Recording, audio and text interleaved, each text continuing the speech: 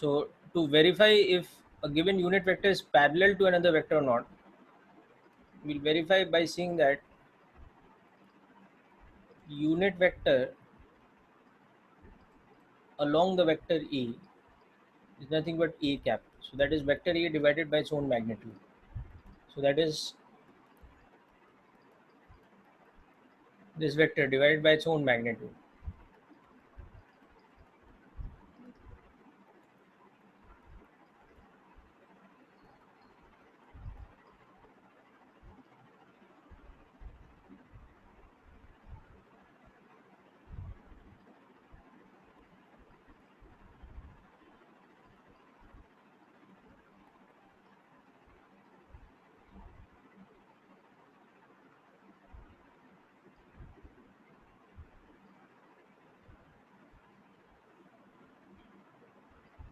Okay, so this option is also correct. Now similarly, you can check the other options also. So it's saying unit vector perpendicular to B is so and so unit vector. Okay, don't annotate on the board. So the unit vector perpendicular to B is this one. So whatever this is, so we will verify this by doing the same thing. That firstly the magnitude of that unit vector should be 1, and then its dot product, whatever that unit vector with B, should be 0.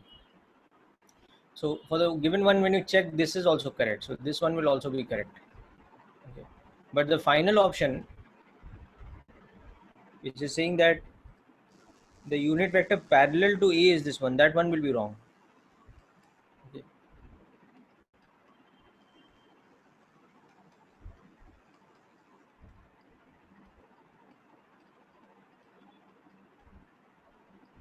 You see that this option is becoming wrong because this unit vector should be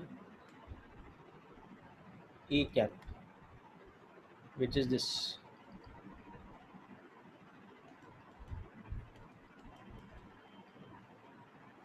Okay, which is not this. Okay, so you can see that this option is wrong. So I'll leave you with a moment with this.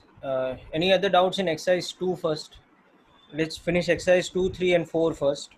Because exercise 1 I have discussed all the questions, but if somebody is still having some doubts remaining in that, we'll come back to that in the end.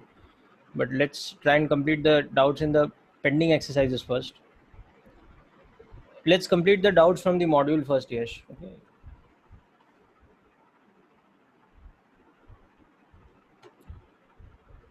You can send me that book doubt later also. You can just take a picture of the question and send it to me on WhatsApp. I'll help you out.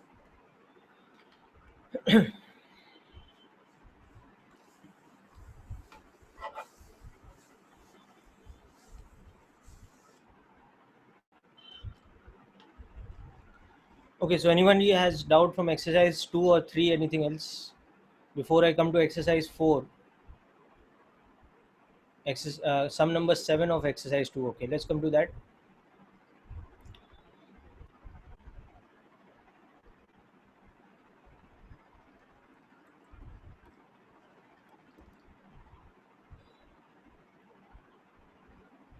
Let's finish these exercises first, then we'll come back to exercise 1 if we have time, because we have spent a lot of time on exercise 1 just already. I've taken in doubt sessions also.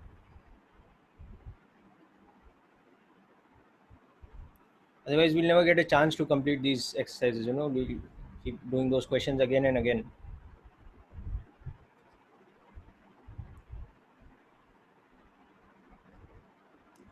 Okay, so question 7 says that a situation might be defined by using two sets of coordinate axes having different orientations. Okay, so let's say we have one set of coordinate axis which has orientation like this.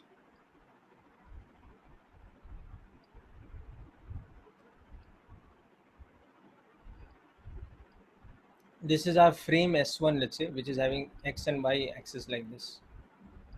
Okay. And now we have another reference frame, frame 2, let's say, जिसका orientation ऐसा है, it's at some angle to this. So it's rotated. So let's say this is y prime and this is x prime.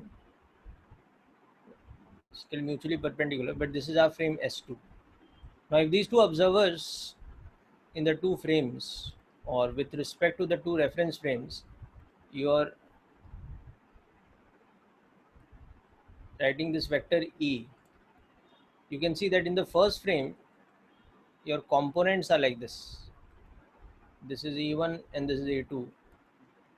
So the vector E is E1 I cap plus E2 j cap.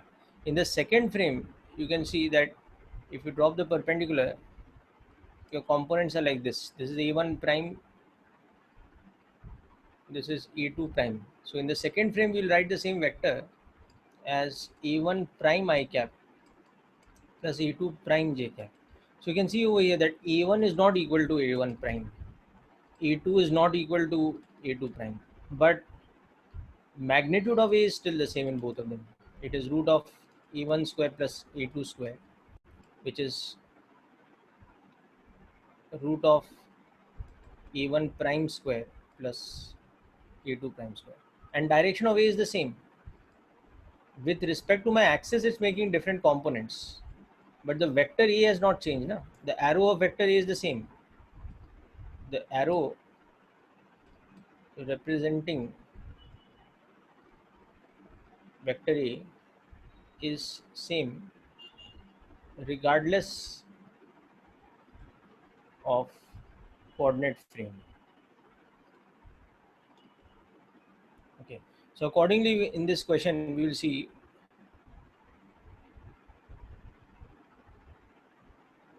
Okay, I'll take you back to question 2, Harshal. But first, note down the concept of this question. Okay. So you can see that definitely the value of a scalar does not change. There's no change in it. You can see that the component of a vector, it changes.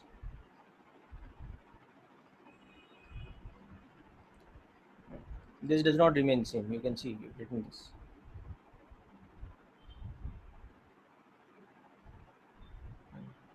The vector itself,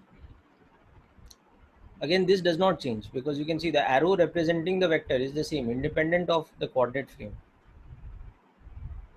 Okay. And likewise, the magnitude of a vector does not change.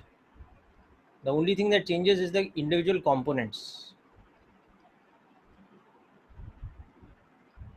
That is the only thing that changes.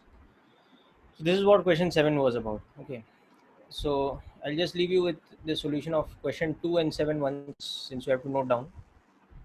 Now from this, tell me if you have any doubts in exercise 3. First we'll do that, then we'll come to exercise 4. And to intend to cover exercise 3 and 4 first today. That's why.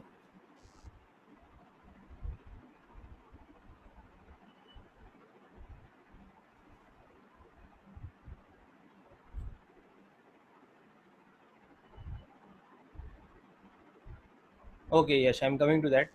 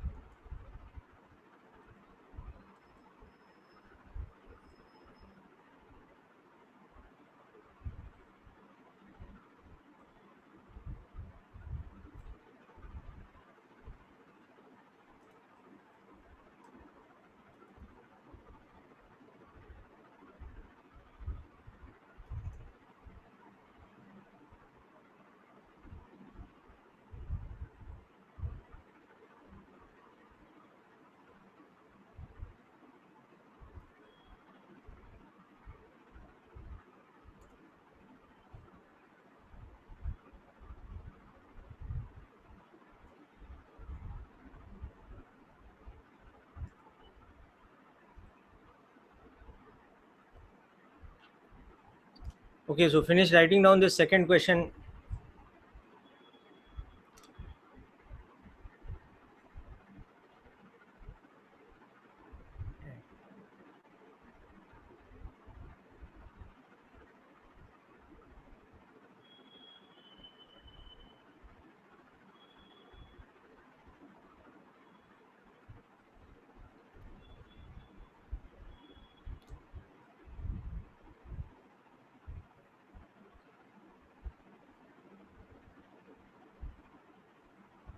Yes, Diti, that is correct. Vector representation will change. Okay. So anybody having doubt in third exercise? No. Then we'll move directly to exercise 4.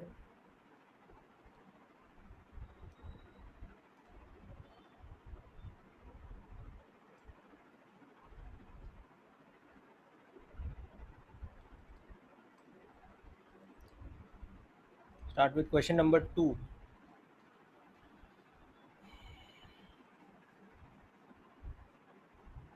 So this is about cross product.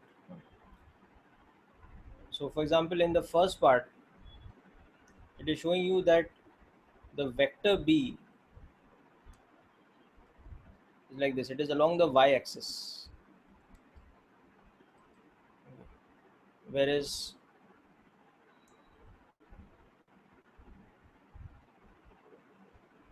the vector V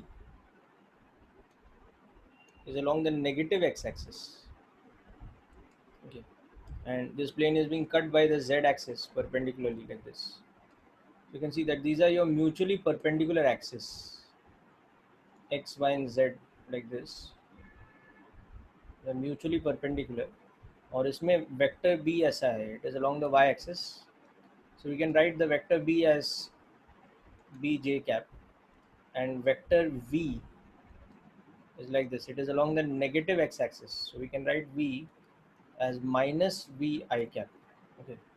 So if the force acting is given by this formula q into v cross b, this is a formula from magnetism which we'll see next year, okay, in class 12.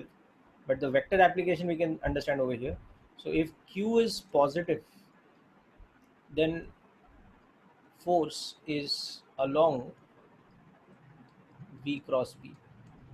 Now you can see, so that is along minus vi cap cross bj cap. So that is minus of bv I cross j. Now I cross j you know is k. Okay, so it is along. So so you can see that this force is along minus k cap in this direction. Right? So in this case, what will happen if your magnetic field B is like this, okay, and your velocity vector is like this. This is your x-axis, this is your y-axis, this is your z-axis, and q is positive. Then v cross b का जो भी direction है, that is the direction of the force. That will be like this. So it will be like this along the negative z direction.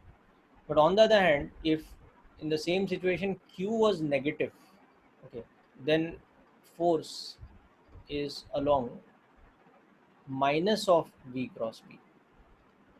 So substitute all these things here, but doing that you will see that the force will be along plus k cap. In that case, it will be like this. Okay, so like I've worked out this first part, now similarly you try out the second and third part also yourself. You take both the cases, q positive and q negative, but in the second case what is happening, my magnetic field and velocity vector are parallel to each other. So tell me what will happen in that case.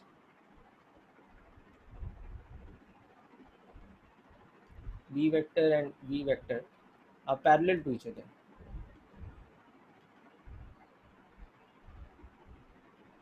Okay. In the third case,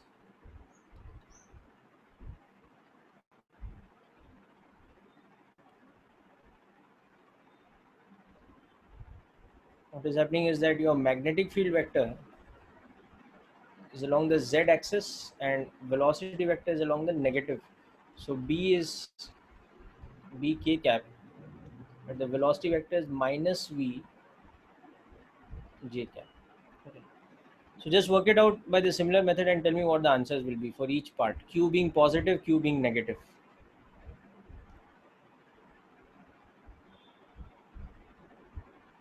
Yeah, very good, Diti.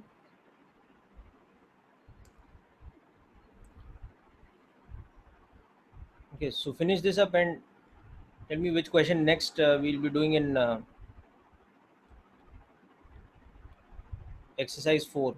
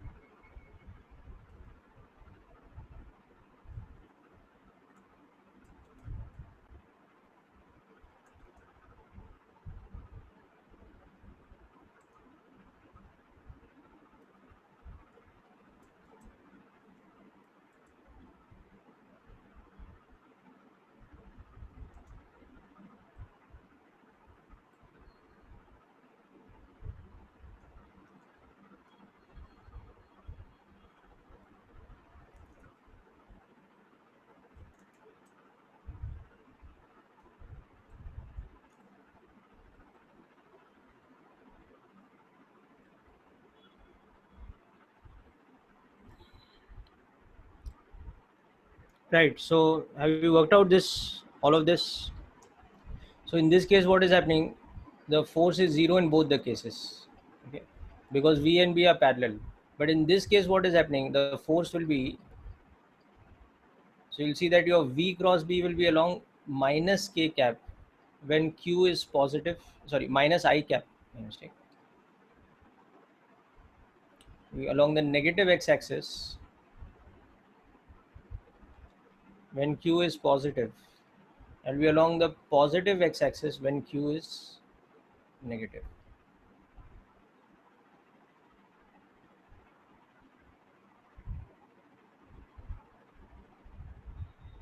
Is the screen clear now? Yash, Tej, sorry. Are you able to see the screen clearly now, Tej? Okay.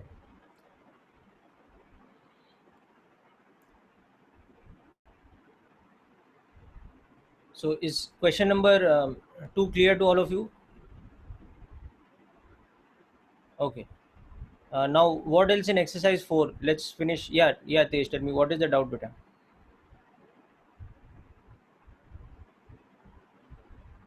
Yes, tell me, beta.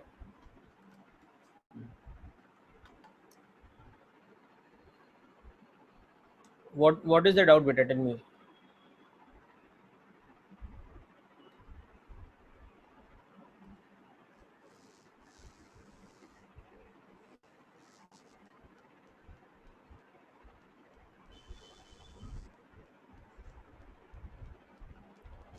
In third part, see what is happening. In third part, when Q is positive, the force is along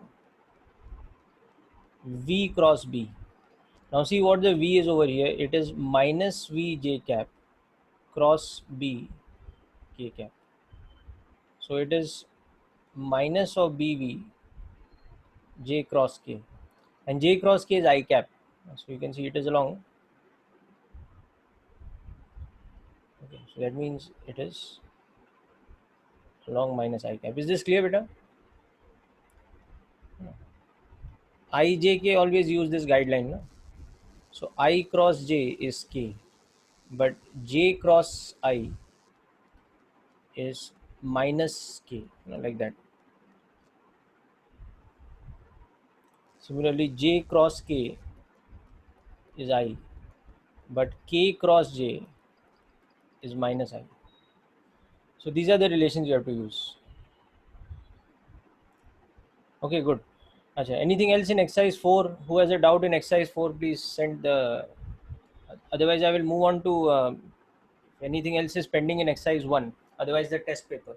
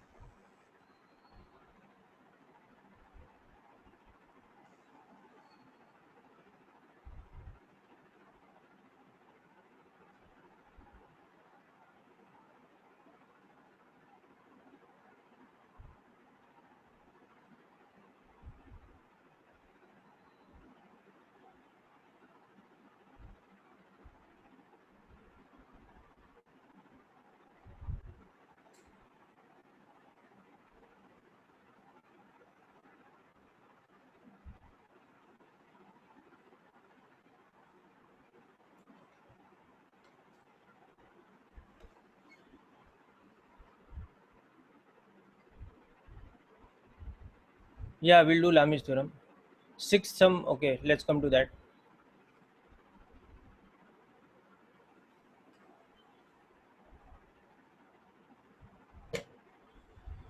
So next we'll do question number 6.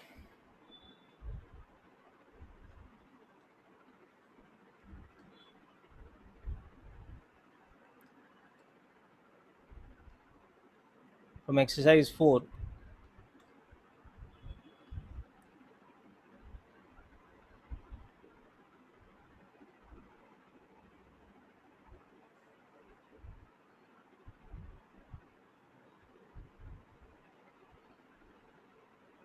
Okay, so we have some vector which has a magnitude of 8, and it is added to vector A which is along the x-axis. So we can say that vector A is along x-axis. Okay, so we can say vector A is some magnitude I cap. Okay, now vector B has magnitude 8. So we know that magnitude of B is going to be 8, and when we add A with EB, the resultant lies along the y-axis. So resultant of A plus B, so this resultant is along the y-axis. Okay, so we'll say that A plus B is some magnitude R, but J cap. So this all information is given to us in the question. Okay. Now from this we have to find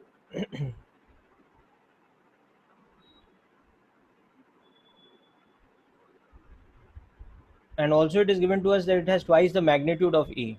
Okay, and magnitude of R is 2 times the magnitude of A.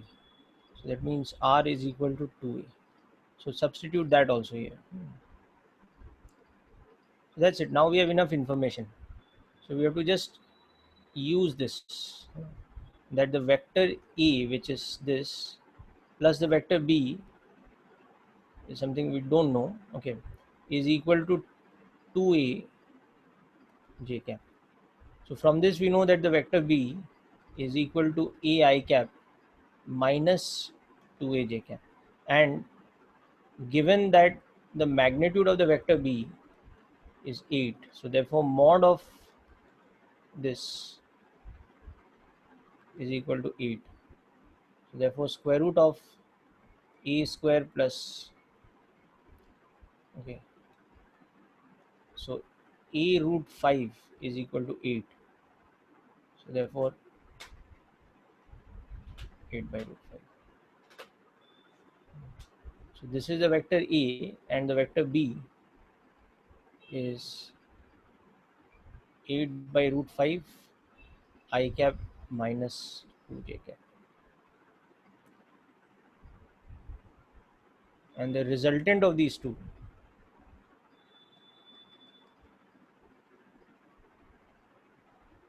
okay,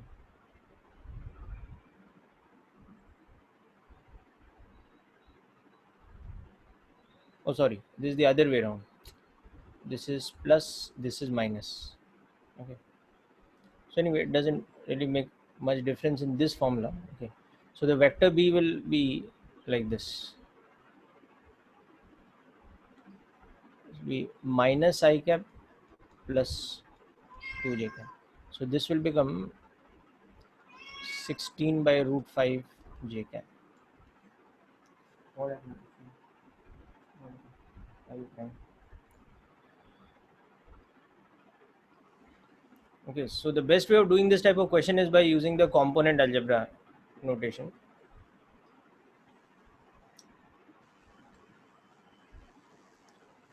Okay, so Tej, hope this is clear to you. Harshal and Tej, both of you. Okay, just make a note of this quickly. Tell me if there's any doubt.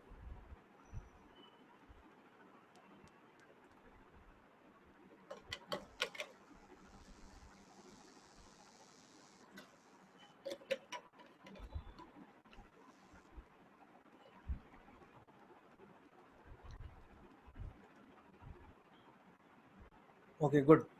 Let's come to the seventh question after this.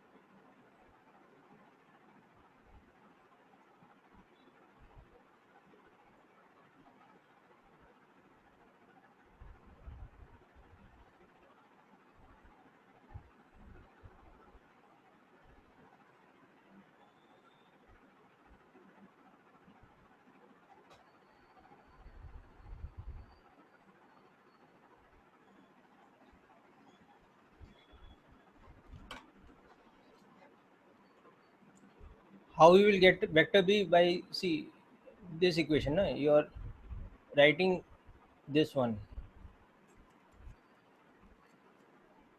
that the vector a I cap plus the unknown vector b, so this is equal to 2a j cap. So now carry this side, so vector b is becoming minus, sorry, minus a I cap, and you carry this one that side, it's minus a I cap plus 2a j cap. Understood, beta, how we got this? Okay, and now we'll further use the information that b ka magnitude 8 hai, so that's where this comes in.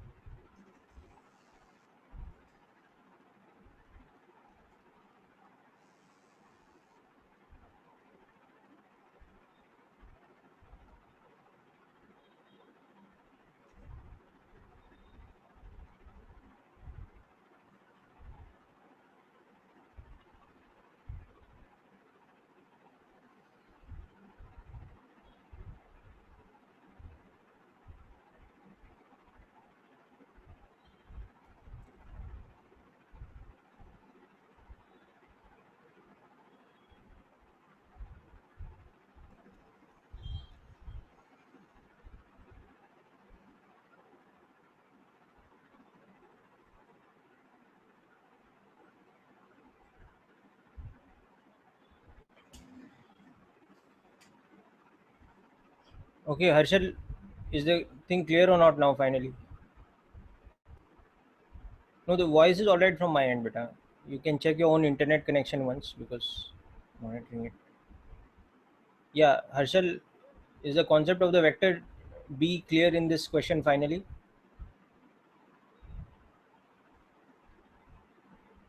Okay, let's come to question 7 then.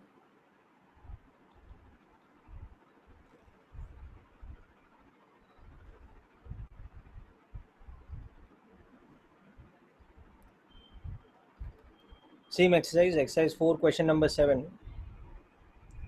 So it is saying that a ship standing at the origin sets out to sail to a point 120 kilometers due north of O. Okay, so if this is the point O, let's say it has to sail to a point A, which is towards the north of it by 120 kilometers. So the ship has to start from O and reach the point A, which is towards north direction. But unexpectedly, what happens is before it starts, a storm blows the ship to a point B, which is 100 kilometers to the east of O. So this is your east direction. So the ship gets blown to this point B, which is 100 kilometers to the east of it. Okay. So now it has to. So now we have to find the vector which will show you how it has to reach this point. Okay, so to just find this vector, this is the vector, let's say it's the displacement from B to A. Okay, so it is the vector BA, that is from the point B to the point A, that one. Okay, so it's very simple, no? You can see if you take this as your x-axis and this as your y-axis, which the question is asking you to interpret this way, then this displacement from B to A is having an x component of negative 100 and a y component of positive 120. So it's minus 100 I cap plus 120 j cap in kilometers. This is what it is. Is this clear, Diti?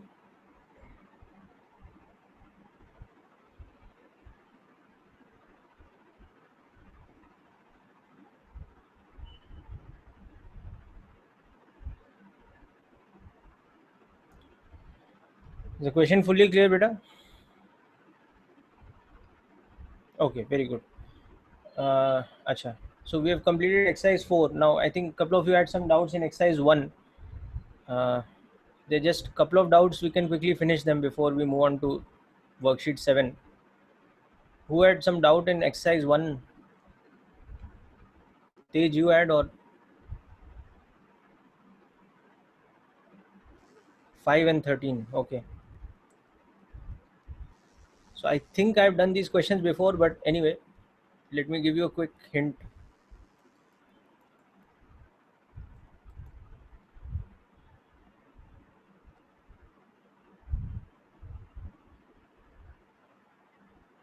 Okay. So resultant of the following vectors may be 0 or may not be 0. Okay. So like for example, in the B part, you are having the magnitudes of the vectors as 10, 20, 30 and 40. You can see the largest is 40 and 40 is less than the sum of the other three. So yes, the resultant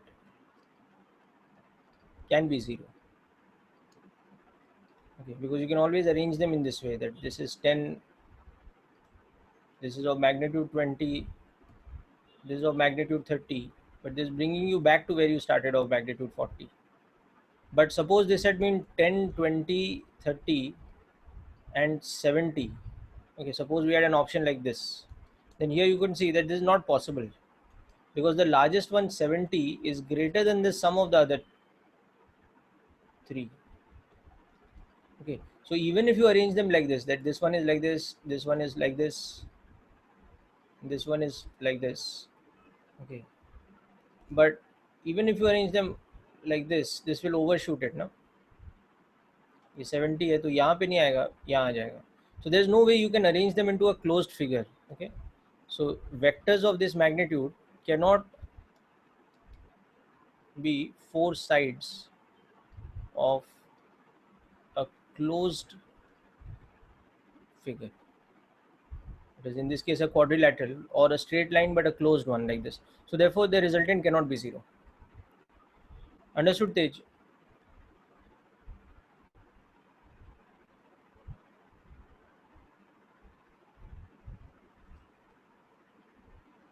Yes. So question 5 is clear. You had a doubt in this, right? Okay. Now let's come to question 16. So Diti and you both have the doubt in question 16. So let's discuss that.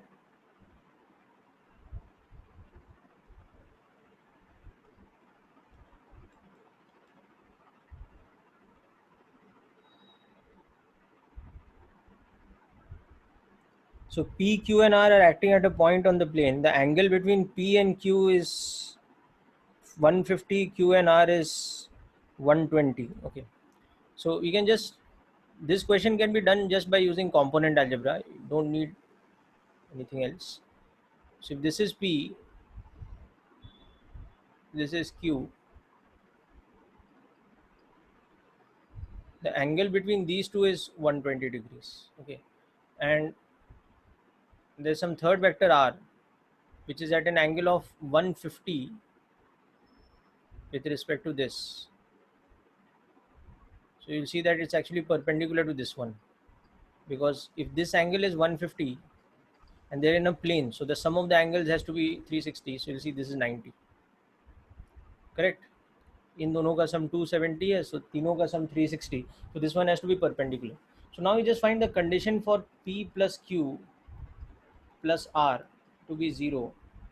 So for this you just take this as your x-axis and that one as your y-axis. Now you can just do like this now.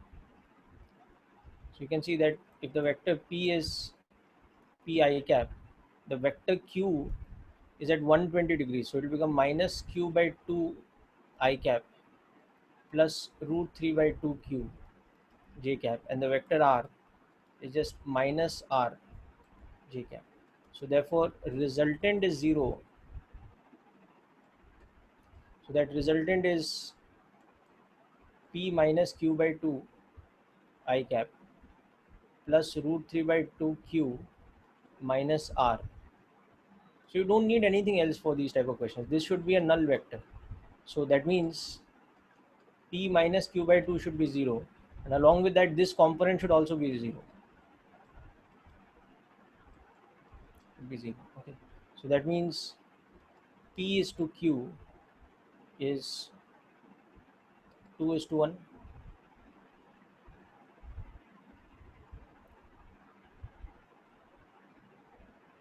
Oh, sorry, 1 is to 2.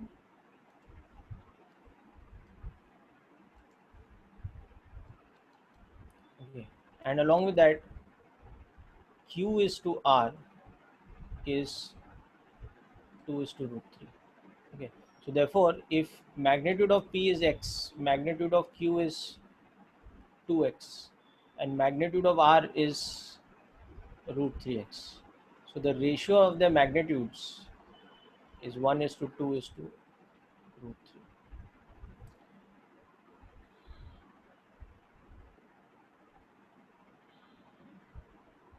Understood. So this is just simple component algebra, nothing else you have to do. You might have heard somewhere that you can use Lami's theorem in this. Yes, you can use, but it's not really going to give you even a shortcut in this case. It's just going to give you an alternate way of solving this.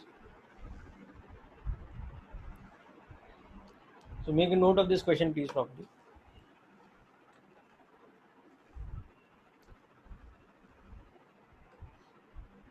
Tell me if there's any doubt in this.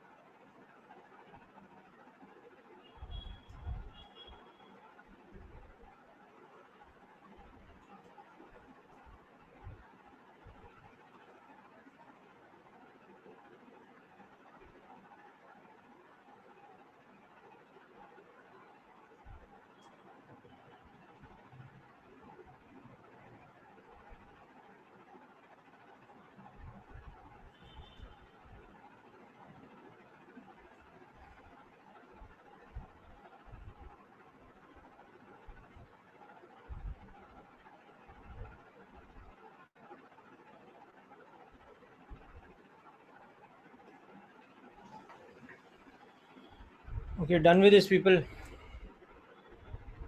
Okay, so shall we move on to exercise number 7 now?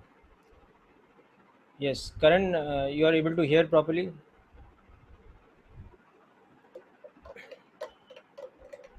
You're not able to still hear? I would suggest you can log out and log in again once, okay, because might be an issue with your internet connection.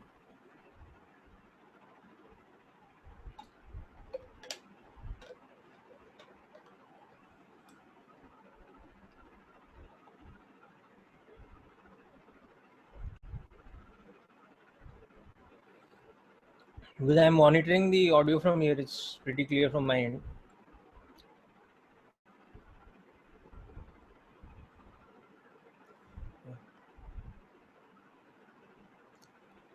Yeah, so now coming to worksheet number 7.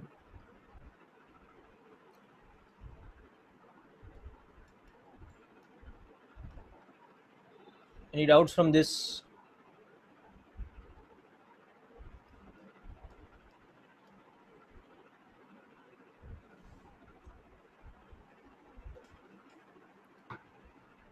The seventh and final worksheet of vectors.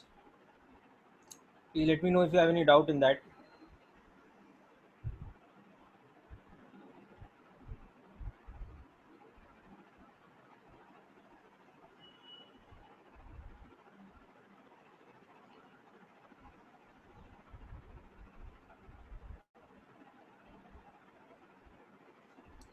Okay, all right, coming to those questions. So completed all the questions, Tej, worksheet 7.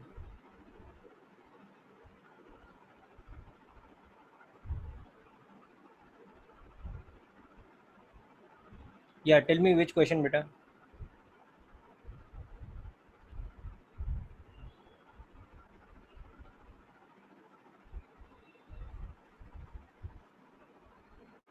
14 and 15. Okay, coming to that.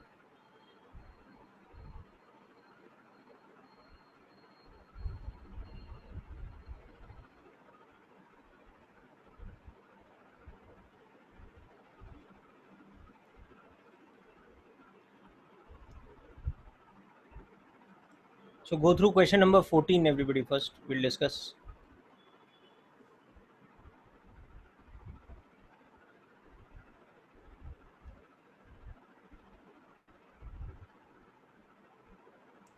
So three vectors are given to you.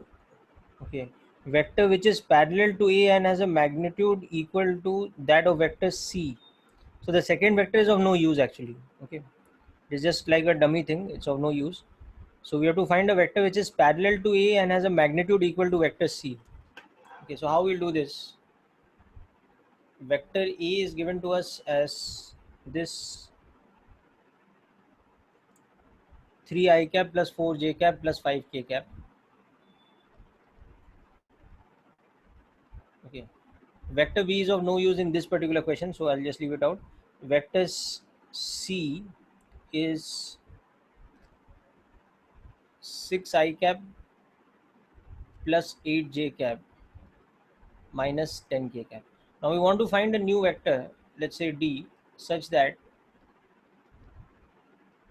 D is parallel to A, okay, and D's magnitude is equal to the magnitude of C. So how we'll do that? So basically we'll use the concept of unit vector for direction. Okay. So this thing here, D is parallel to A, it means that the vector D will point along the unit vector A cap. Okay, where A cap is nothing but vector A divided by its magnitude. So that you can see is 3 I cap plus 4 j cap plus 5 k cap divided by its own magnitude. Okay.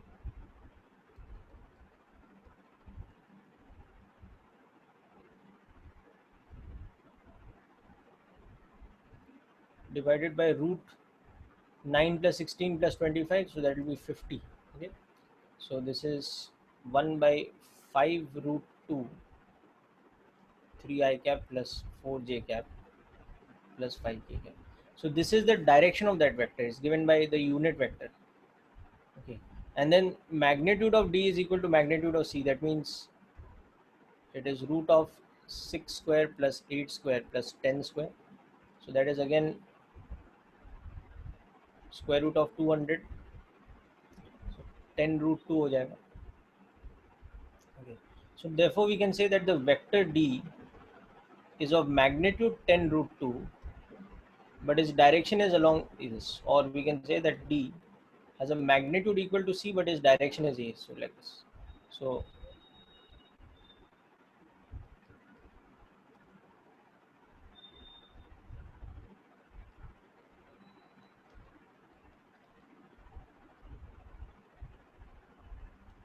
okay. So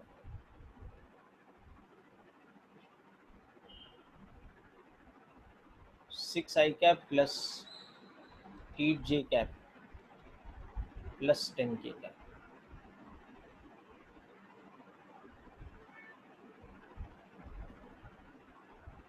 This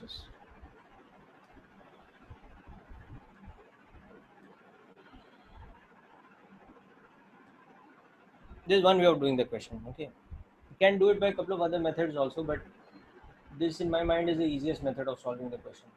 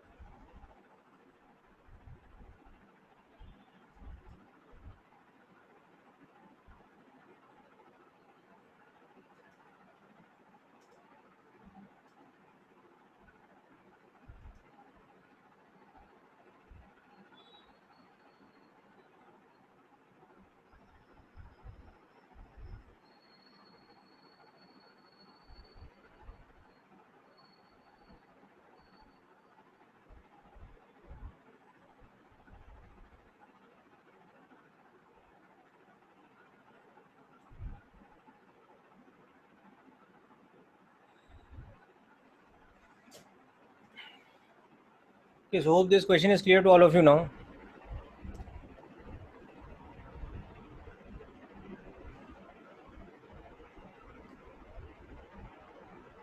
Okay, now let's finish our 15th question. So we can move on to the test paper doubts. So I think we can complete everything today.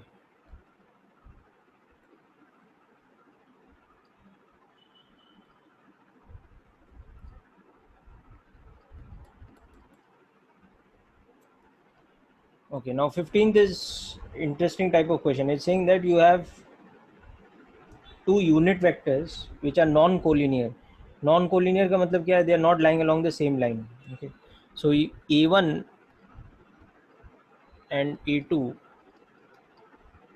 are non-collinear unit vectors. Okay. So that means that A1's magnitude is 1, A2's magnitude is 1, but A1 is not equal to plus or minus of A2. Not equal to, because they are non-collinear. Okay. Now additionally, one more thing that is given to us is that magnitude of A1 plus A2 is root 3. So it's given to us that mod of A1 plus A2 is root 3. And what we want to find now from all of this is this quantity. We have to find A1 minus A2 dot product with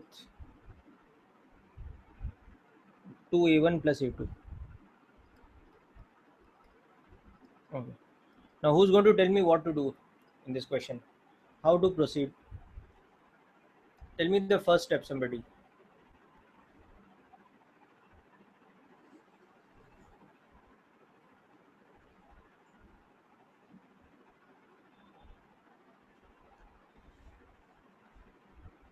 Anybody has tried this question, reach some position? Yes, very good. Yes. The first step we can do is we can try to find the angle. So how we'll find the angle?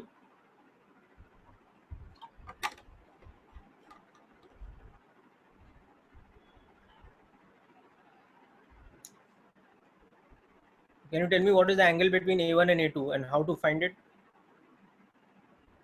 So step 1, find the angle theta between A1 and A2. So for that, use the fact that mod of A1 plus A2 is root 3 and they are individually vectors of magnitude 1.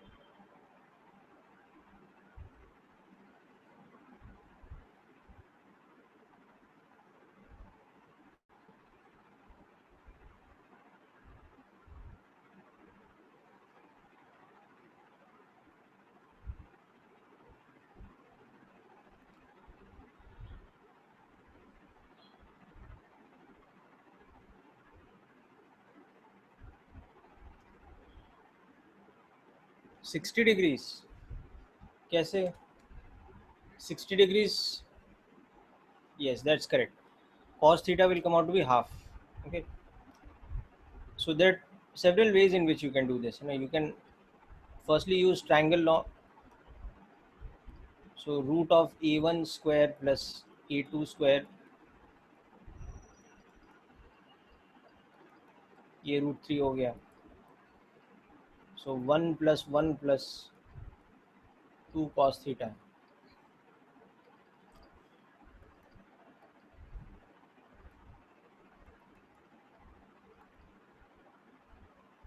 Okay.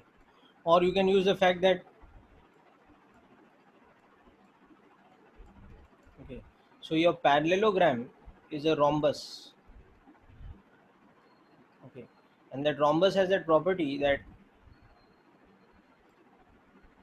if this side is equal to this side in magnitude, then your diagonal bisects this angle. So it's theta by 2, theta by 2.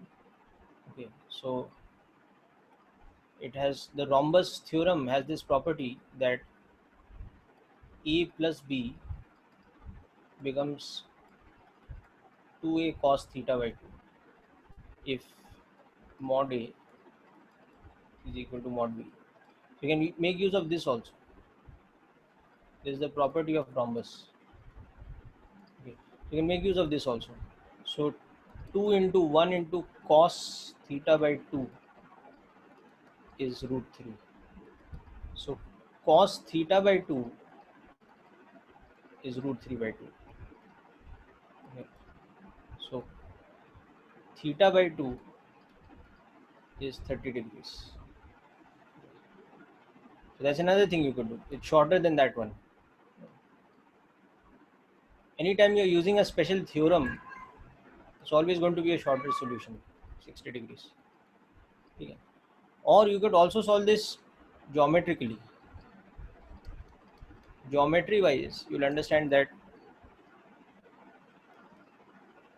two vectors of same magnitude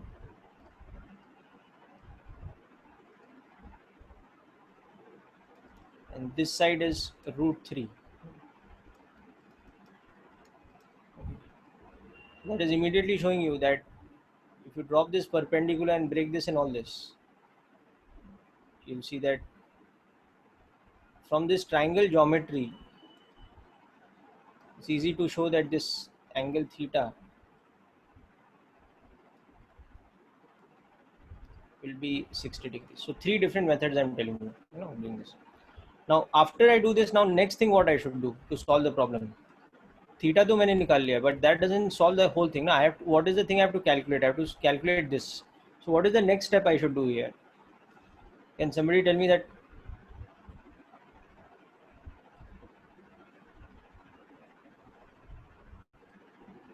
What is the next step I have to do?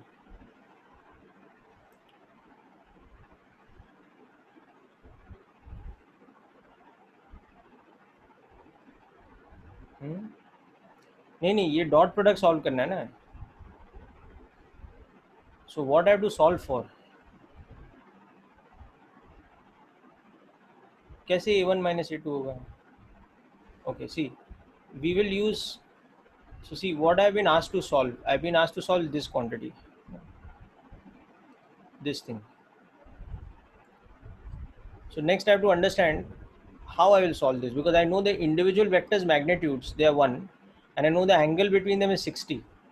So to solve this, next thing what I should do, I should open this bracket now. I should use distributive property of dot product.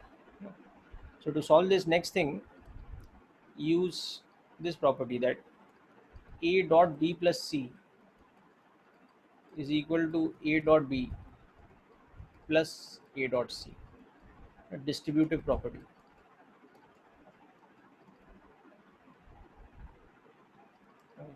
So when you use distributive property, this quantity, let's say it's some n, which I'm trying to find out. So that n is 2a1 square, because a1 dot a1 is a1. Okay.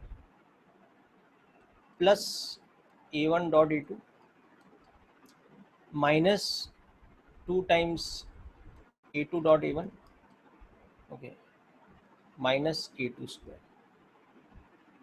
So again in this I am using one more hidden theorem, I mean one more hidden property of dot product. I'm also using the fact that dot product of a vector with itself is a magnitude square. Okay, Now also use the fact that it is commutative. So A dot B is equal to B dot A. So I'll get 2A1 square minus, so minus A1 dot A2 minus A2 square. ये आ जाएगा मेरे पास, ठीक है. Now A1 is equal to A2 is unity, okay, and A1 dot A2 will be just cos theta, okay, and theta we had just seen was 60 degrees, so it's half. So A1 dot A2 is half, okay, and A1 square is equal to A2 square, which is 1. So this and this has to be substituted. So 2 into 1 minus half minus 1. So 2 minus 1 minus half. So half should be your answer.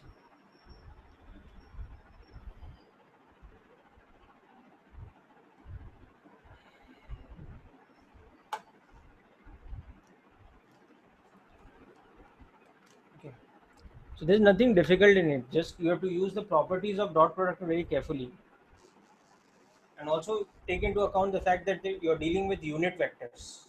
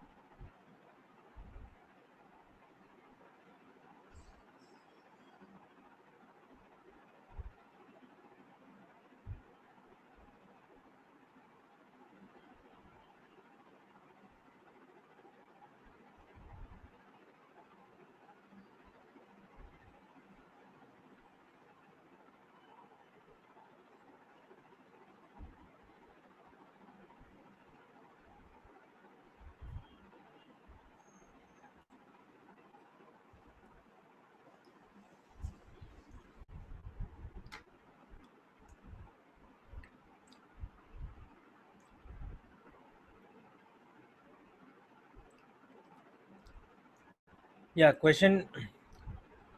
Yes, you want a hint in which question, beta?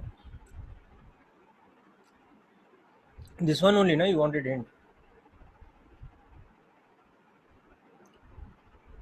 Acha, this question. Okay, yeah, I'll just give me some time. I will send you some.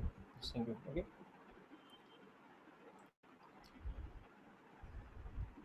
Okay. Now, Harshal, question 6 and 12.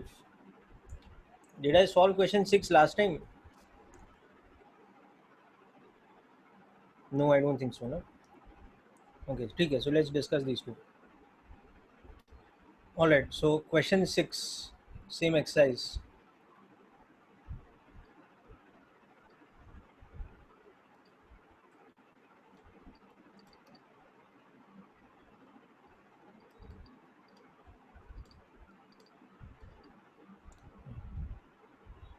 So question 6 is telling us that we have two vectors such that their dot product is equal to the magnitude of the cross product. Okay. And from this we have to find the magnitude of their sum. Like this. Okay. This is very simple. You start by solving this. Dot product में left hand side क्या है? Left hand side is AB cos theta. And right hand side में magnitude of A cross B है, वो क्या है? AB sin theta. Okay. So that means tan theta is equal to 1, or theta is equal to pi by 4, or 45 degrees. Okay. So now you come to this. Simple, na?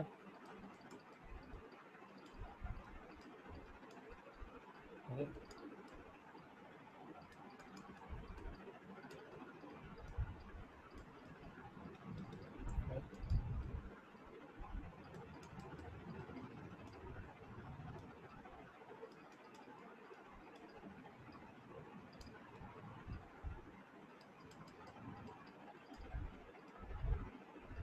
That's it. That's your answer.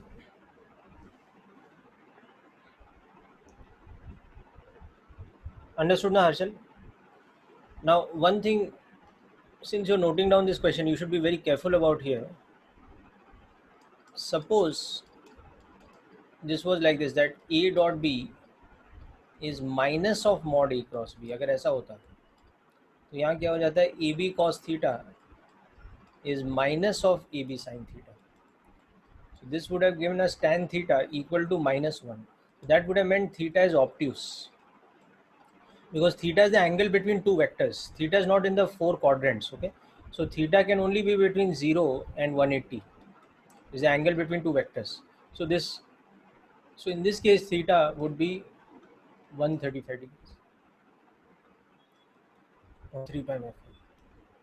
And in this case, cos theta would be minus 1 by root 2, whereas sin theta would be 1 by root 2. So had the question been like this, you have to be extra careful with the algebraic sign. Are you following, Harshal? Okay, Kunal, I'll come to those also.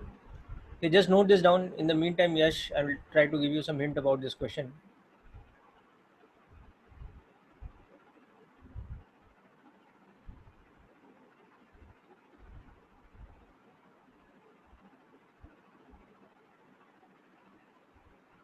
Yeah, so Yash, in that particular question you have sent me, na, what you do is you just write the individual displacements in I cap j cap notation. Na? So he moves 40 meters along the negative x direction. So that's minus 40 I cap. Okay. And now you see that in the horizontal xy plane, if you're going along the negative x axis and you turn 90 degrees to your left, तो आप कैसे आ जाओगे, negative x से negative Y में आ जाओगे, है ना? So he is then moving 20 meters along the negative y direction. So the second displacement is minus 20 j cap. And then he's climbing up a ladder or something, going up a tank. No? So that will be along the z axis. So the third displacement will be 25 k cap.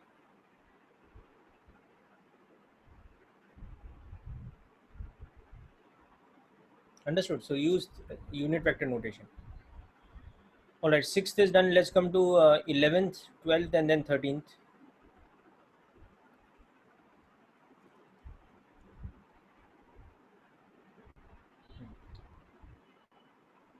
So question 11's final analysis is interesting actually.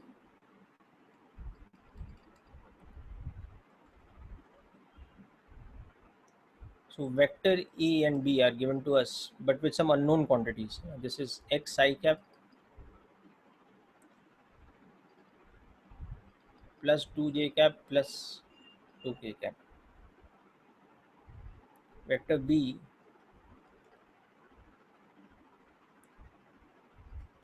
is 2I cap minus 4j cap, but plus that same quantity xk cap.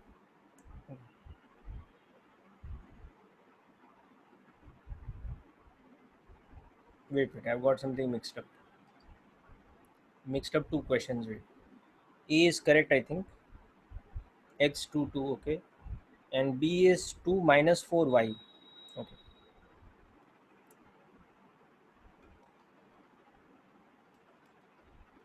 Plus some unknown quantity y. Okay. So we have to find the condition for A and B to be parallel. So A is parallel to B. So the condition for parallel vectors is like this, that if one vector is like this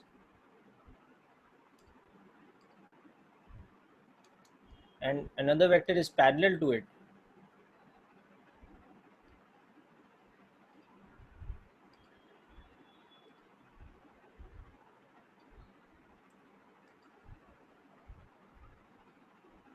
this is yeah, so another vector is parallel to it. It can be larger, it can be smaller, it doesn't matter. But if they are parallel, then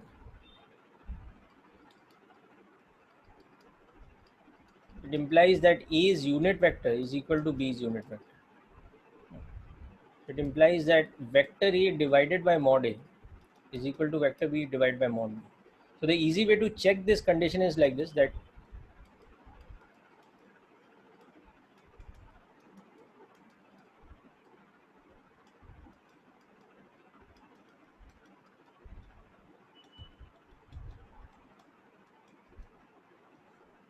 so if you check this, this individually means that Ax upon A is equal to Bx upon B. No. Ay upon A is equal to By upon B, and like that. So basically this means that Ax upon Bx is equal to the ratio of Ay by By, which will be the ratio of the Z components, Az by Bz.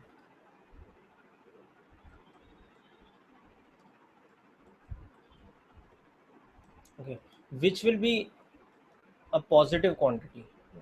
So this ratio has to be equal, not only that, but it should be equal to a positive quantity for them to be parallel. Okay, so the easiest way to check condition of parallel vectors, you can note this down as a theorem also, is that Ax upon Bx should be equal to Ay upon By, should be equal to Az upon Bz, and that should be a positive quantity because it is basically positive of A by B if they are parallel. Okay. This is for the three-dimensional case. If they are two-dimensional, then this is the three-dimensional case. In 2D, it is just there's no Z component. This is that's a positive quantity in two dimensions. So this is for condition for parallel vectors. Okay, just understand this logically and make a note of this because this is going to come in very handy. You can of course do other things like show that cross product is zero and all that, but that's going to be very lengthy. So the easiest way of checking, if two vectors are parallel is that they should satisfy this condition. So make a note of this, please.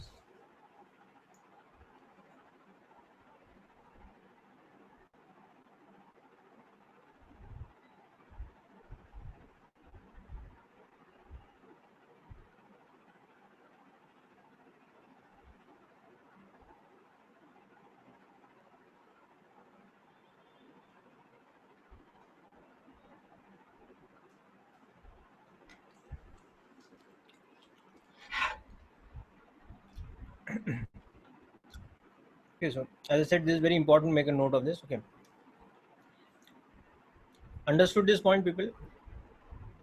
या always positive because देखो ना क्या हो रहा है अगर वो parallel है ना तो उनके यूनिट वेक्टर सेम है ना बेटा so A cap is equal to B cap so this relation this is equal to this no so this results in this no that if you take the ratio on both sides ax upon bx this thing az upon a is equal to bz upon b so you can see these three equations they are giving you this no so in each of these is a positive ratio no so for them to be parallel, they have to be positive. That ratio has to be positive. Yes, yes, that's the thing. Okay. Whereas you'll see if that ratio is equal but negative, that means they are anti-parallel to each other. Okay. If you consider two anti-parallel vectors,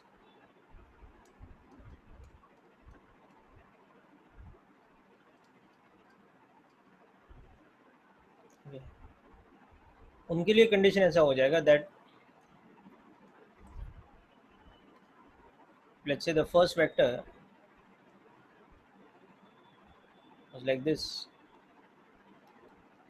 then the second vector can have any magnitude, but its direction should be opposite to this. No? So its direction should be like this. So B should be like this. So B cap is a unit vector like this, whereas A cap is a unit vector like this. So they are at 180 degrees to each other. Okay. So A is anti-parallel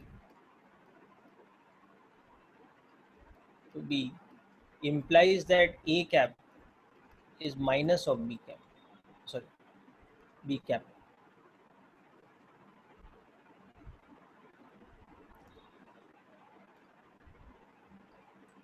So A upon mod A is minus of B upon mod A.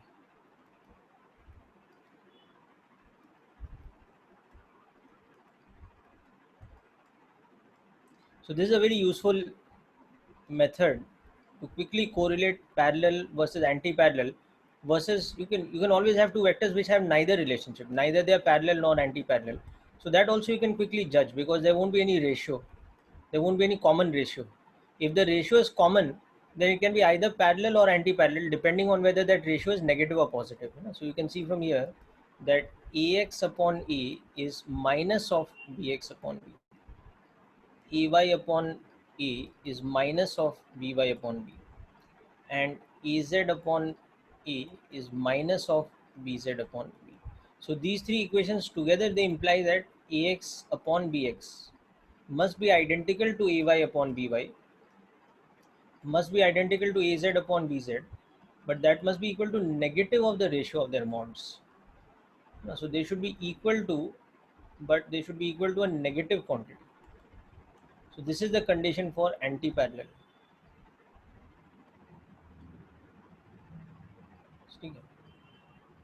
Okay. And in general, anti-parallel or parallel, collectively they are called collinear vectors lying along the same line. Okay. So condition for collinear vectors is very simple, that ax upon bx must be equal to ay upon by, must be equal to az upon bz. Doesn't matter if the ratio is negative or positive, they are collinear. If the ratio is positive, then they are the parallel type collinear vectors. If it is negative, they are the anti-parallel. Is this clear to all of you people?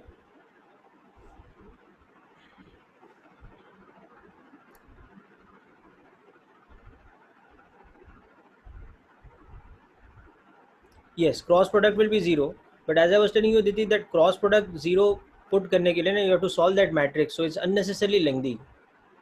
That's why this method of comparing the unit vectors is much easier.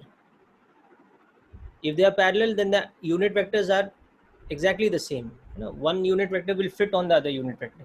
If they are anti-parallel, they'll be exactly opposite each other. So parallel condition is that these three ratios are equal, but they are equal to a positive quantity. And the anti-parallel condition is that the three ratios are equal, but they are equal to a negative quantity.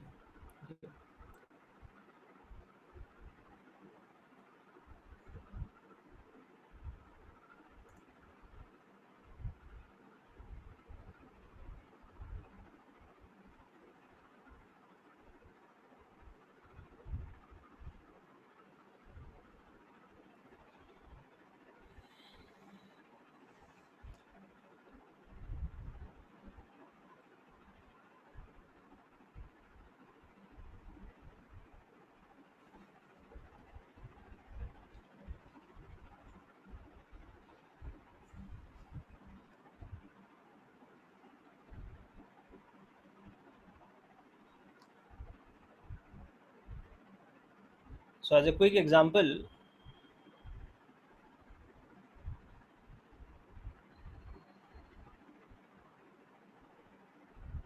okay, as a quick example, for example, we have some vectors given to us. Vector E is, let's say, I cap plus 2j cap minus k cap. Okay. Now there are some other vectors given to us.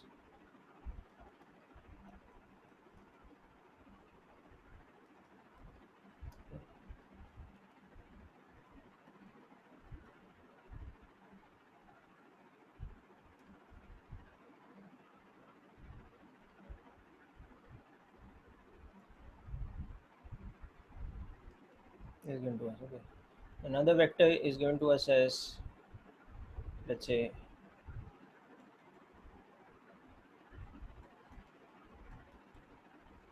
okay. Now we have to find the relationship, that is parallel or anti-parallel or collinear or non-collinear, okay, of A with respect to B, C or B. Okay, so very simple to analyze this now. You can very easily see that for A and B, you can see that Ax upon Bx is equal to 1 by 2. Ay upon By is also 1 by 2. And Az upon Bz is also 1 by 2. So that means they are parallel vectors. In fact, you can see that the vector B is 2 times the vector A. That's the proof of it now. Okay. But when you see the second case, A and C, you can see that Ax upon Cx is minus 1 by 3. Okay. Ay upon Cy is also minus 1 by 3. Okay. And Az upon Cz is, that's also interestingly minus 1 by 3. So that means they are anti-parallel. In fact, you can see here C is minus 3a. This is the relationship. So in terms of this, these are also collinear but parallel type collinear. These are also collinear but anti-parallel type. Collinear means just lying along the same line. But if you see the third comparison, A and D, you can see that they are non-collinear. Yes, the third part, if you see vector A and D, Ax upon Dx, that ratio is 1 by 2. But Ay upon dy, that ratio is different, I think now. You know? It is 1 by 1 is to 1. And Az upon dz, that's 1 is to 1. So it doesn't matter that these two are equal, but this is not. So they are non-collinear vectors. Okay. Because Ax by dx is not equal to Ay by dy. So it doesn't matter that the other two components are having same ratio. It doesn't matter. But ये नहीं हो रहा है तो just doesn't satisfy the condition. Yeah, coplanar भी है. In fact, that's one of the final important things that we'll discuss in this coming up. So this is something important over here. Okay, so remember this as a condition for parallel versus anti-parallel vectors. Similarly, you already know the theorem for perpendicular vectors. Perpendicularly, it's very easy to remember that dot product should be 0. So Ax Bx plus Ay By plus Az Bz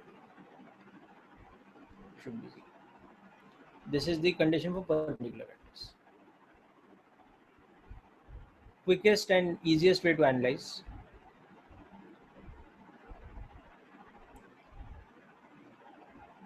Alright people, so this one is clear. Okay. If you come back to that particular question, you will see something interesting वहाँ पे. वो दो vectors parallel तो हो ही नहीं सकते हैं. They can be collinear, but they cannot be parallel. If you check for these two vectors now, here if you check, Ax upon Bx is x by 2. So ठीक है, we can adjust the value of x to whatever we like. But Ay upon By, that is actually minus half. So they can't be parallel. They can be anti-parallel, but they cannot be parallel. And Az by Bz is 2 by y. Okay. Therefore, if Ax by Bx is equal to Ay by By is equal to Az by Bz, that will have to be minus half, because already this one is minus half. So they can't be parallel. They'll be anti-parallel. Okay. So then we'll have x by 2 is equal to minus half is equal to 2 by y. So x should be equal to minus 1 and y should be equal to minus 4.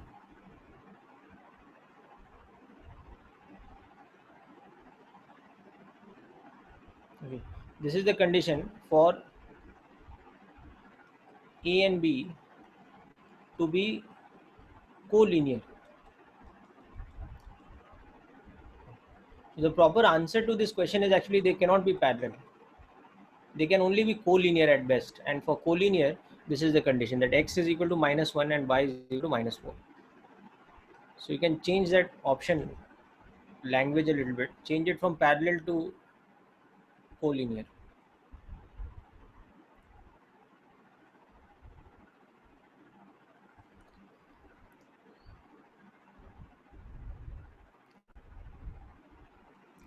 Yeah, I'll explain, Harshal. Don't worry. Coplanarity will come too. We haven't discussed yet. That's one of the final things in vector algebra. Absolutely last part of the thing. Okay.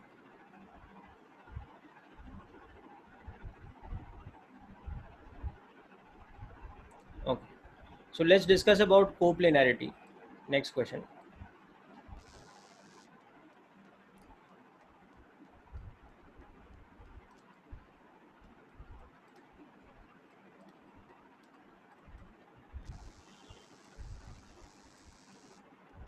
Let's discuss about this. So if vectors, that is multiple vectors, lie on a common plane, okay, then they are coplanar. Okay. So for example, if I have the vectors,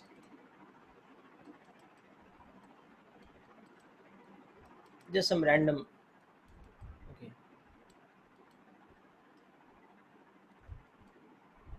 you can see that they are coplanar because they lie in the xy plane, that we can see. None of them has a z component. Okay. But for example, if I have a vector, another one, and another one along the z axis. Now the moment this is happening, you can see that they are non-coplanar because why they are non-coplanar? Because A and B are in the xy plane and C is not in the xy plane. It's perpendicular to it, in fact. But even it had not been perpendicular, even if this had been, even if C had been something like this, I cap plus 5k cap, but just because it has a z component, it's not in that plane. So it's not lying in that. So they are in general non-coplanar vectors. Okay, so first of all, write down this definition and write down these two examples, and we'll discuss more about this.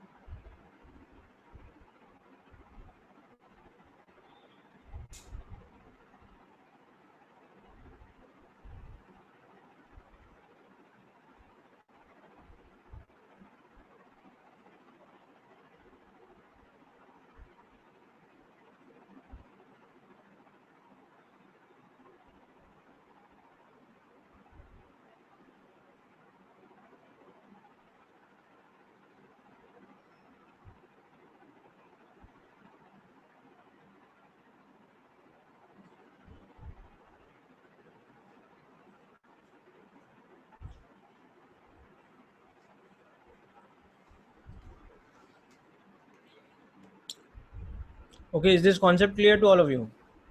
Okay. Now the whole point is, see, now if all three of my vectors are having xyz components, then it's a little difficult to judge, you know. So for example, मतलब geometrically let's try to understand कि suppose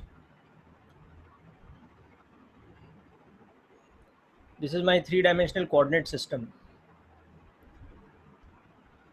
So this is my z axis, this is my x axis, this is my y axis. These are all the mutually perpendicular planes. Now I'm just defining some random plane like this.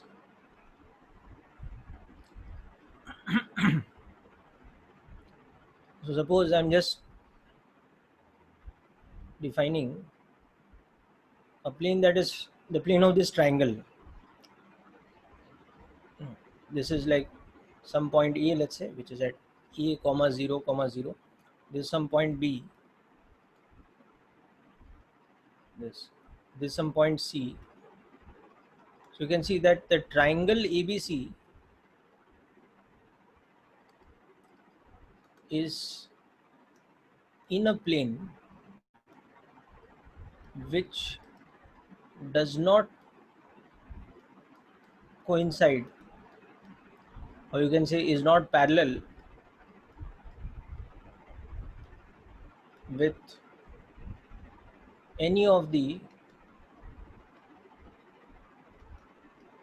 coordinate axis planes, that is xy, yz or zx. ये अपना अलग ही plane है ना. It has nothing to do with these three planes. It has nothing to do with the xy plane. It has nothing to do with the yz plane. It doesn't have anything to do with these planes. Nothing to do with the zx plane. This flow is some other plane. Okay. Now I can always have a situation where I have three vectors which lie on that. Okay, just imagine I've just drawn three vector arrows randomly in any sort of direction, but they're lying in that plane. Okay. So now these vectors, let's say P, Q, and R, if the vectors P, Q, and R are drawn such that they lie in the plane of triangle ABC, then they will be coplanar. But they will be coplanar vectors such that P, Q, and R, all three are three-dimensional vectors. That is, have all three components non-zero. Okay. So this is just the situation I'm telling you. What is the meaning of coplanar vectors? So to imagine something like, now the point is that if they are having all three components, how will we check whether they are coplanar or not? If I randomly give you three vectors जिनके components पता है, like one of them is, let's say, 2i cap plus 3j cap plus 4k cap, another one is something 5i cap, like that. So given the components individually, how will I check whether they are coplanar or not? Okay, so this is going to be an important side theorem for us, which is going to come from the vector products concept only. Okay. So first of all, just try to understand this diagram and understand the concept of three vectors which are coplanar, but not necessarily lying in any of the coordinate axis planes. Not lying in the xy plane or yz plane or zx plane. It's randomly lying in some other plane.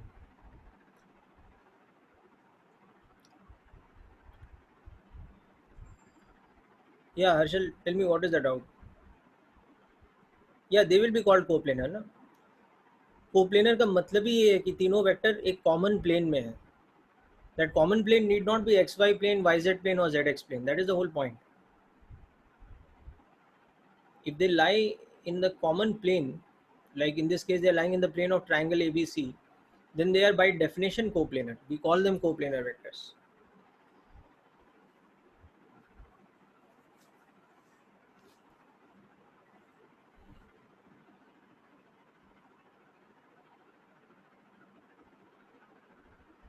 ठीक है, understood ना? Okay, good.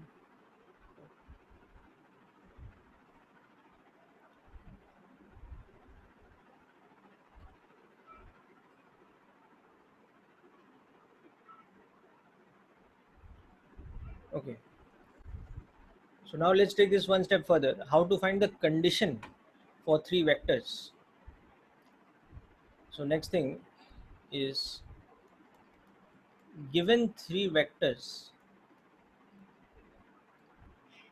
a equal to some x1 I cap plus y1 j cap plus z1 k cap, b equal to similarly x2 y2 z2, and c being x3 y3. Okay,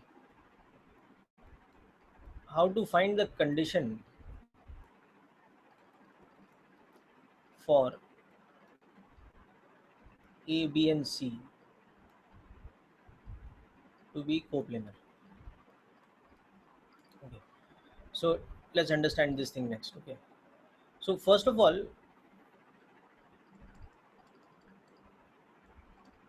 a and b, or any two of them, okay, so you can say or b and c or c and a, any pair of vectors that you take. Okay, but here I'm taking a and b. Okay, so a and b, they lie in a plane defined by the parallelogram or triangle of the two vectors. Okay, so basically I'm saying in three dimensions, imagine कि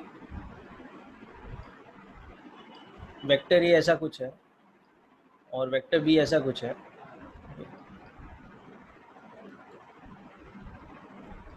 So they will be defining a parallelogram like this. Okay, and the plane of the parallelogram is the plane in which A and B lie. No, that's the common plane in which they lie. Okay, so now something very interesting. If you see this direction, okay, so n cap is perpendicular to the plane of A and B, and we know that A cross B is along that unit vector. ठीक है, so this is a known fact for us कि कोई भी दो vectors अगर लेते हैं हम which are not collinear, they are not lying along one line, so they will define some two-dimensional plane. It's like if you use those two vectors to draw a parallelogram and think of that parallelogram like a carpet or a piece of cardboard, so that's defining a two-dimensional plane, and that is the plane of the two vectors A and B. So now if you want to show a unit vector which is cutting that plane perpendicularly, it will be the unit vector of what? It will be of A cross B, right? So this point is clear to all of you? Okay, so now see, if I want my third vector to be in that same plane of that carpet or that parallelogram, so if I want this condition that the third vector I'm talking about, C, is here. Okay, just a moment.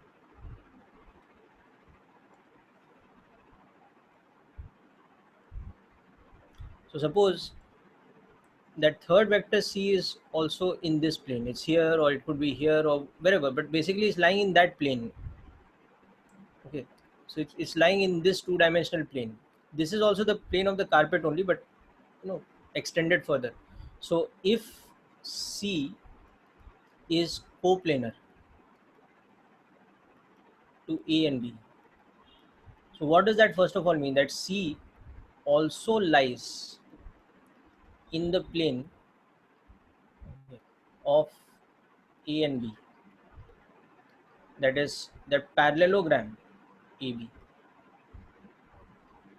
Okay, then you have something very interesting. The angle between C and N cap will also be 90 degrees. Okay, okay, then N cap is perpendicular to C. So if if C is coplanar, that means n cap should be perpendicular to C. Okay, so that means that A cross B, because n cap is along A cross B, is perpendicular to C. Okay, so that means if you take the dot product of A cross B with the vector C, it should be 0. Okay, but we can now generalize this because we could go in any order. So we can now say like this, that the general condition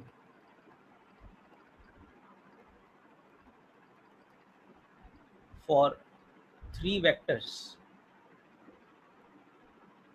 to be coplanar is that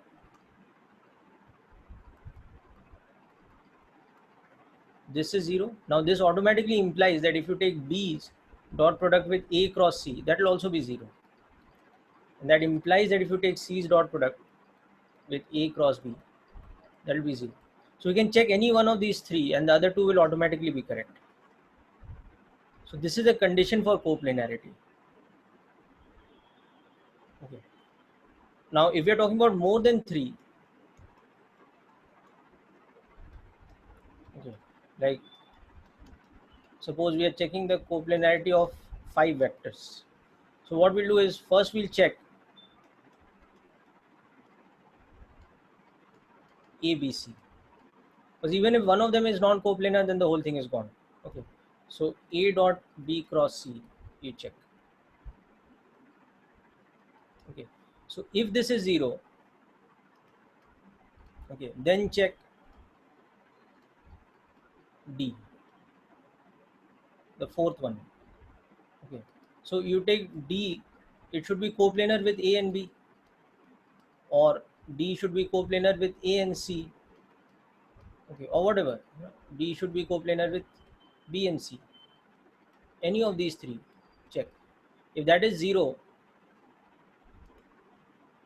so that will now imply that the 4 vectors are coplanar.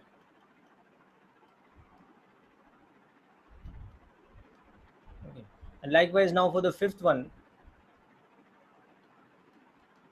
check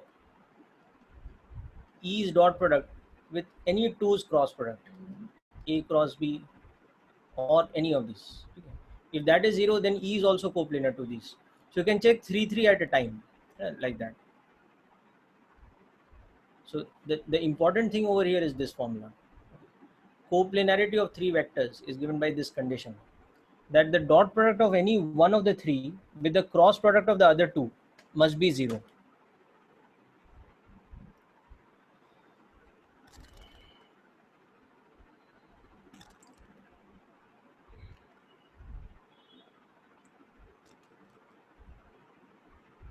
Okay, so we'll conclude with this today.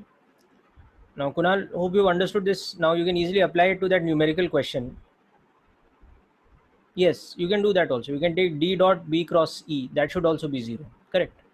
Because if I'm saying E dot B cross D is 0, that means D dot B cross E will also be 0. So कोई भी order में हम लेते हैं, but the three things, is cross product should be, I mean, one dot with the cross of the other two should be 0. Okay. So this is like something pretty advanced in vectors. We won't be using this in so much in physics right now, but because we have done vector algebra in a lot of details, it's a good thing you know about this. Okay. And so next time we will do some more questions and some more applications of this, but we are done with vectors more or less. Okay. So also if you have any doubts in the test paper pending, you can send it to me or wait till the next lecture, we'll discuss that. And now you can start preparing for the next chapter, which is Newton's laws of motion. So if you have H.C. Verma as a reference book at home, you can start reading the chapter in it called Forces. Now, there's a chapter called Forces before Newton's laws of motion chapter. There's a chapter called Forces immediately after kinematics. It's a very short chapter, 3 or 4 pages of theory kind of thing. You can start reading it. That will give you a good introduction into the next chapter we're going to get into. Okay. So anyway, that's it for today, people. Thanks for attending, and make sure you go through today's notes very carefully, especially the coplanar condition and also the collinear one before that. They are quite tricky things. Okay. So that's it for today, people. All the best.